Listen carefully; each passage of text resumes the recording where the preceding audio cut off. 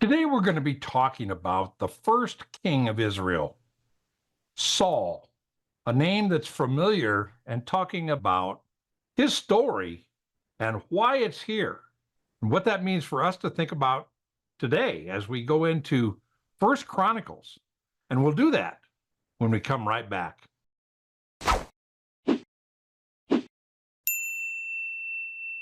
Hi, and welcome to Bible Study with Friends, where our goal is to help you get more impact from your Bible study, how to dig deep, how to mark it in your Bible, and how to apply it in your life.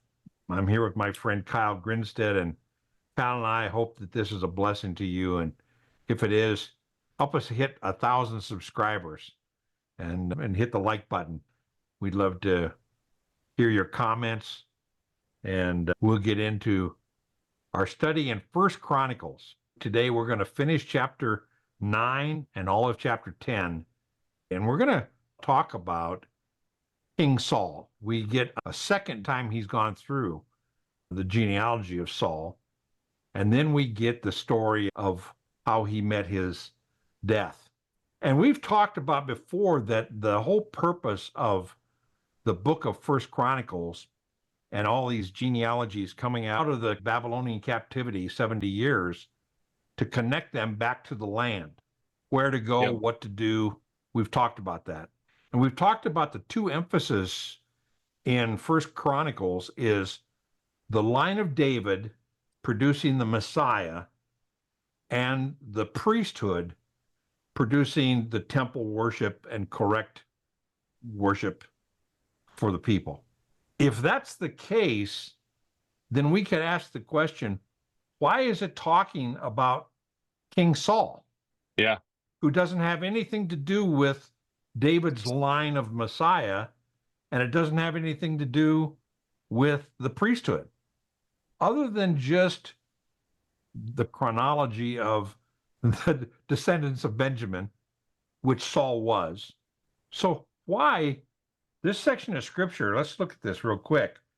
And starting at verse 35 of chapter 9, we get another genealogy of Saul. And this is the second time, if back in chapter 8, just one chapter ago, from verse 29 to verse 40, it gives us almost exactly the same chronology. Yeah. So we have this second reading of the chronology of Saul, and then leading into chapter 10. And we go, why the emphasis on Saul when he doesn't have anything to do with David's lineage and he doesn't have anything to do with the priesthood? And I want to look at a couple of thoughts. The first one is that King Saul was chosen by the people. It was basically a popular election. I want you to turn over to 1 Samuel chapter 8, verse 5 through 7, and read this little section. Okay. And they said to him, Behold, you have grown old, and your sons do not walk in your ways.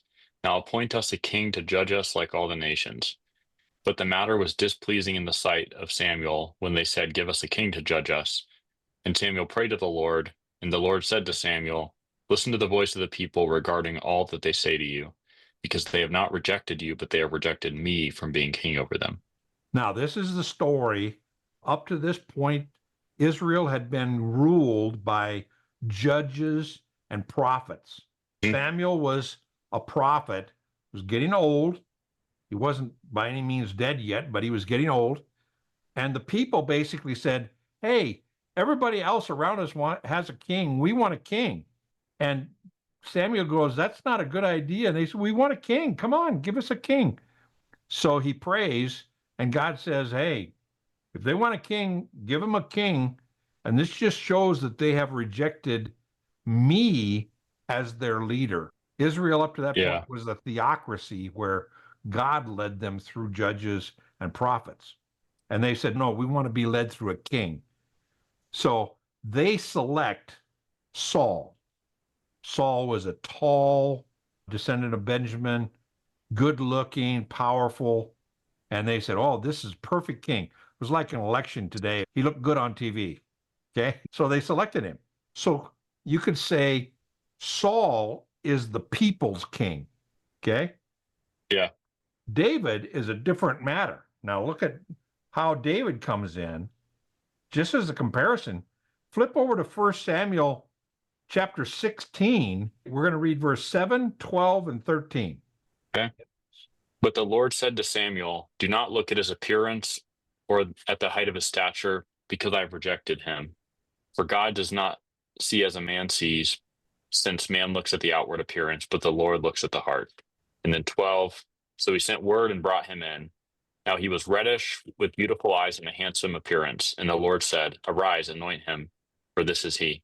No, the next verse, 13. So Samuel took the horn of oil and anointed him in the midst of his brothers. And the Spirit of the Lord rushed upon David from that day forward. And Samuel set out and went to Ramah. Okay, so this is a case where God selects the next king, King David, and he doesn't do it based upon the political niceties of how he looks and how powerful he was. He was this little runt of a kid, and yet God says, this is my king. So there's a difference between Saul and David. Now, in the next chapter, in chapter 11, we're about to see the launch of the story of the reign of David. And that's really one of the points of First Chronicles is David's line producing the Messiah. So this section of scripture is basically a transition set of verses to introduce David as the next king, as God's king. And it's the story of, this is Saul. And in chapter 9, from 35 to the end of chapter, is a rehash of his genealogy that we read in chapter 8. And there's a couple of familiar terms. There's Jerusalem is mentioned, where he ruled from. His son, Jonathan, who was a good friend of David and actually helped David escape Saul. That's a story that would have been familiar to the people. Then we have this transition of how Saul dies. So there's a transition to King David. But if you go, he could have just said, here's the genealogy of Saul, and then there's David, Why go into the death of King Saul? That's what chapter 10 is really about, the whole chapter, and we're going to look at that as we go. So you think, why would God go into that? And we start to think about that. We think about the historical setting for First Chronicles. What is happening when First Chronicles is being written? All the people are coming back from the Babylonian exile. And why did they go into the Babylonian exile? I think just disobeying God, turning aside from his commandments. Okay. And we're going to see here this story tie into why the kingdom is going from Saul to David is the same reason why Israel goes into the captivity in the first place. So now they're coming out of the captivity, and now they're very concerned about correct worship in the temple, and they're very concerned about the correct king and his line. Okay? Because they don't want to make the same mistake and go back into another punishment and another captivity. And we're going to see some interesting verses here in just a second. In fact, flip over to Ezekiel chapter 39, verse 23. This was on the mind of the people as they're coming out of this captivity. The nations will know that the house of Israel went into exile for their wrongdoing, because they were disloyal to me, and I hid my face from them. So I handed them over to their adversaries, and all of them fell by the sword. Okay, now the disloyalty to God that led up to the captivity started when they rejected God's leadership and chose a king, King Saul. So Saul is the beginning of kind of a slide, and he is the kind of king that we're going to see is not righteous at all. And he's going to lead himself and the nation into this separation from God that ultimately leads to the captivity. So coming out of the captivity, now the concern's got to be, hey, we better do this one. That makes sense? So let's start at chapter 10, verse 1, and get into this story of the death of Saul. Just start reading and we'll make some comments as we go here. Okay. Now the Philistines fought against Israel, and the men of Israel fled before the Philistines and fell slain on Mount Gilboa. The Philistines closely pursued Saul and his sons, and the Philistines struck down Jonathan, Abinadab, and Malchi-Shua, the sons of Saul. The battle became heavy against Saul, and the archers overtook him, and he was wounded by the archers. Okay, now wait a second now. The Philistines are very significant because early in the reign of Saul, he liberated Israel from the rule of the Philistines and pushed them off to the side. And after he is at this point, he's been ruling now, the Philistines come back. Now, there's a couple of reasons for that. King Saul had slid in his following God's instructions to show that he was basically not faithful to God. One of them was, if you look back in 1 Samuel, was the story of the Amalekites, where God told King Saul to go in and destroy the Amalekites, judge them with destruction. And Saul goes in and he looks at the goodies that the Amalekites have, and he disobeys God and does not kill the king of the Amalekites, and takes all of their possessions for himself, which disobeyed God. Okay. And Samuel came and said, hey, this is not right. In fact, Samuel takes a sword and kills the king of the Amalekites just to be obedient to what God wanted. Samuel starts to show these signs of not being obedient. Now, then there's another place where they're going to battle, and Samuel sends word to Saul and says, I'm going to come and I'm going to offer a sacrifice so you get victory in the battle. God is going to give you victory because I'm going to come and do a sacrifice. And Saul waits for Samuel to come. And he waits, and Samuel is late coming. So Saul says, I'm tired of waiting. I'm going to offer the sacrifice. And he does the ritual of a priest when he's not a priest. And Samuel comes and says, what have you done? We're going to read in a second here, but that just shows this slide. And then Saul becomes very scared because he says, because you've done this, I'm going to remove the throne from you. And he goes, oh no, I'm so sorry. And Samuel goes, you're not really sorry. And I'm not going to give you any absolution because you're not really sorry. You just got caught. And then there's the third story, and that is where he wants to know something. And so he inquires of the Lord. He prays, King Saul, and God does not answer him. So he goes, God's not answering me. And he goes to a witch, a medium, for a reading of what's going to happen instead of waiting on God. And because of those things, and we're going to see some verses as we go here, but because of those things, God withdraws his blessing on the king and says, I'm going to replace you with my king. Yeah. That's the story. So we pick up here with the Philistines are key because the Philistines have been defeated once by Saul.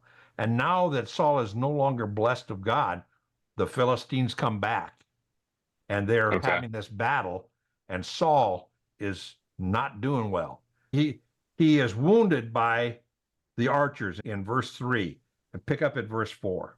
Okay. And then Saul said to his armor bearer, draw your sword and thrust me through with it. Otherwise, these uncircumcised will come and abuse me. But his armor bearer would not do it, for he was greatly afraid. Therefore, Saul took his sword and fell on it. When his armor bearer saw that Saul was dead, he likewise fell on his sword and died. Okay, now, how does God feel about suicide? It's wrong. It's wrong. Because it basically makes the decision of God's future plans and what he's going to do, it takes it out of his hands and puts it in the hand of the person making the decision. So suicide is not condoned by God. So why does Saul commit suicide? It says he's afraid out of fear. He's afraid of being abused. So it's his ego. he does not want to be shamed by the Philistines, because if they would have conquered him, they would have drug him through the streets. They may not have even killed him, but they would have definitely drug him through the streets saying, we've got victory over him. Which later they do with his body, but he didn't want to be shamed. So because of his ego, he says, I'd rather die. So he asked somebody to kill him, and the armor bearer, his personal bodyguard basically, says, I can't kill my king. So Saul kills himself. And when the armor bearer sees that, he kills himself. Not a shining moment of depending upon God for your victory, right? Yeah. So pick back up. So he commits suicide, which is a shameful act, and started at verse 6. We see the rest of the story here. Thus Saul died with his 3 sons, and all those of his house died together. So this is how Jonathan dies. This is how all of his sons die. And it says all those of his house died together. In other words, the royal line. Now, there were other Benjaminites that were around that were related to Saul, but they weren't Saul's direct family. His direct family is completely wiped out. So there were no descendants of Saul that said, wait a minute, I should be king. I should be king. I'm Saul's son or Saul's cousin even. His direct line is completely wiped out. And we see that in that verse, okay? So the chronicler is saying this is the ramifications of what God can do to the unfaithful. There's a lesson there for those of us coming out of the Babylonian captivity. So go ahead and pick up now. Now we're going to talk about what the Philistines do to defile Saul's body. So read from 8 to 10. Okay. It came about the next day when the Philistines came to strip the slain, that they found Saul and his sons fallen on Mount Gilboa. So they stripped him and took his head and his armor and sent messengers around the land of the Philistines to carry the good news to their idols and to the people. They put his armor in the house of their gods and fastened his head in the house of Dagon. Now, this is unique because 1 Samuel talks about Saul being killed and talks about his body is taken and hung on a wall. But only Chronicles talks about what happens to Saul's head, and that Saul's head is put in a temple to Dagon, basically claiming glory to Dagon for the taking of Saul's head. Now, why do you think First Chronicles would add this little section about Saul's head instead of sticking with First Samuel just talking about his body? Why do you think that is? Another decapitation in the history of Israel? Is it trying to allude to David defeating Goliath? Okay, Saul's head is taken and given glory to false gods. They send the word to all the temples of the Philistines. In David's backstory, basically, how he gets the attention of Saul in the first place is he kills Goliath and decapitates Goliath. But when he does that, Goliath's head is a trophy. David says, I didn't do this, God did this. So Saul is killed and Dagon is given glory. Goliath is killed and God is given glory. And if you're interested in looking up the comparison, you can look up 1 Samuel 17:51. This is another decapitation with a completely different feel to it. This is not a humiliation decapitation. This is a glory decapitation, giving God glory and not a defeat of Israel. Okay.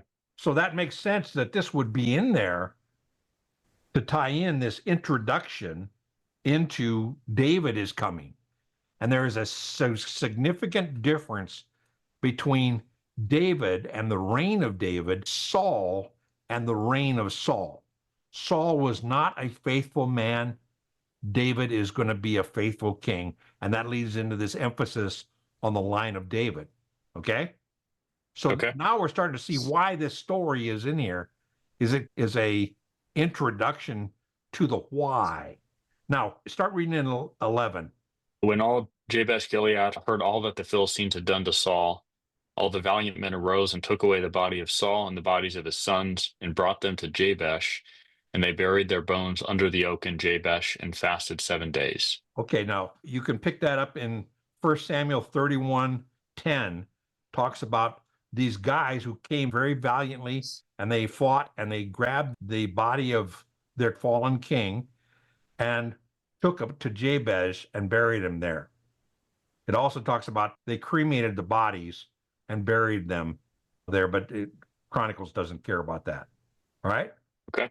That's the body of Saul is now there. The head of Saul is giving glory to Dagon, but they grabbed the body and the body of all of his sons and brought them to Jabesh and buried them in Jabesh and fasted. So buried them with respect. Okay. Now, verse 13 and 14 are key to leading us into chapter 11 and the story of David. So Saul died for his trespass which he committed against the Lord, because of the word of the Lord which he did not keep, and also because he asked counsel of a medium, making inquiry of it, and did not inquire of the Lord. Therefore he killed him and turned the kingdom to David the son of Jesse. Now, if we flip back over to the beginning of this chapter, I'm going to give you a couple verses here. Let me flip over. I gave you a couple notes here. Hold on. Right here are some notes. Saul's reign ends. 1 Samuel 13, 14, and 15:23 talk about him disobeying God and God not being pleased. And then 1 Samuel 28:7 talks about this episode in verse 13, where he violates the law. And now we look at how he violated the law. I want you to flip over to Deuteronomy. This is the law of Moses as given as part of the Torah, the law of Israel, and it talks about what Saul does. Deuteronomy 18, 9 through 12. When you enter the land which the Lord your God is giving you, you shall not learn to imitate the detestable things of those nations. There shall not be found among you anyone who makes his son or his daughter pass through the fire, one who uses divination, a soothsayer, one who interprets omens, or a sorcerer, or one who casts a spell, or a medium, or a spiritist, or one who consults the dead. For whoever does these things is detestable to the Lord, and because of these detestable things, the Lord your God is going to drive them out before you. So for the king of Israel to consult a medium or a witch and ask for his fortune, basically, is a direct violation of God's word. Yeah. He was forbidden to do that, and yet because he was impatient to hear from God, and God hadn't answered him on his time schedule. So he shows this irreverence by disobeying the command to wipe out the Amalekites. Then he doesn't wait for Samuel. He takes on the idea of performing the rites of a priest when he's not a priest. He had no right to do that. And then he breaks the law definitely by referring to a medium or witchcraft. And that's a great verse for us about what should the Christian view about fortune tellers be. You look up those verses in Deuteronomy, God does not look kindly upon people that have their fortunes read or go to soothsayers or fortune tellers or read astrology to get what their fortune is going to be. The occult is not where we go to find out the future. We go to the Word of God and say, He is going to reveal His plan for the future. And Saul sinned against God, and that started, the nation sinned against God when it chose a king by popular vote, okay? Then that king sinned against God by disobeying God and not being reverent towards the prophet of God and the priesthood. And the priesthood is important in Chronicles. And then he is doubly sinful because he prefers to consult a witch. King James says it's a witch or a medium. It's a fortune teller. Now, if we go back and we see this, and then we tie that into this idea that Saul died for his trespass, okay, which he committed against the Lord, because the word of the Lord, which he did not keep, those are those earlier episodes, and also because he asked counsel of a medium, making inquiry of it, and did not inquire of the Lord. Therefore, he, the Lord, killed him and turned the kingdom to David, the son of Jesse, which is the next chapter. And Okay, people so reading kind of that, segues. they would have known about Ezekiel 39:23 that says the reason Israel went into the captivity in the first place is because they disobeyed, they treated him irreverently, and they sinned against the law. So there's a real tie-in with what happened with Saul and what happened with the nation. And now they're coming out of captivity. They need to be concerned with the line of David that is God's line, not Saul's, not the people's. Does that make sense? Uh-huh. So now all of a sudden we can see the chronicler is putting this in here to remind the people that now we need to pay attention to the king and the line of the king that God chose, not the line of the king that you guys chose. Yeah.